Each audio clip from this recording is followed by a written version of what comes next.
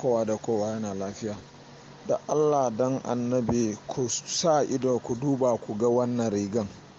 Wannan rigan yana ɗauke da sunan Allah ne a jiki da sunan annabi Muhammad Rasulullahi sallallahu alaihi wasallam. So don Allah duk wanda ya dace ya samu ya ga wannan rigan ya yi ƙoƙari ya tura wa mutane da dama, group da dama. Dan Allah ne za ka tura ba wai don komai ba. In ka tura ka yi don Allah, in baka tura ba kai ka sani.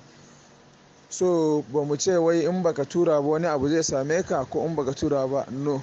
In ka tura wani abu zai same ka ko kuma wani abu zai same ka ba no. Don Allah dai muke so a tuttura wannan rigan zuwa ga ko'ina da ko'ina. Ɗaya kenan. Na biyu kuma don Allah a kula, rigan nan yana da yawa, rigunan nan suna da yawa a ƙasa. Yanzu ake sai da su kaca-kaca, nema ake kawai a lalata mana, a ɓata mana suna, a nuna mana da cewa a wulaƙanta mana addini. Shine kawai don wulaƙanci ne Yahudawa suka bugo wannan rigan. Wannan rigan materiya ce, za a iya ɗinka ta, ba abun da ba za a ɗinka da shi ba. Za a iya ɗinka har da kayayyakin mata da wannan rigan, ai materiya ne. So don Allah don annabi jama'a ku yada wannan rigan don Allah don annabi, kuma duk wanda ya ga wannan rigan ya yi kokarin raba kowa da wannan rigan. Yau din nan na ga rigan nan a jikin mutane ya kai 3, kuma ba za ka taba ka ga rigan nan a jikin musulmi ba. Duk wanda za ka ga rigan nan a jikin shi za ka duba ka ga kafiri ne, mashayin giya ne.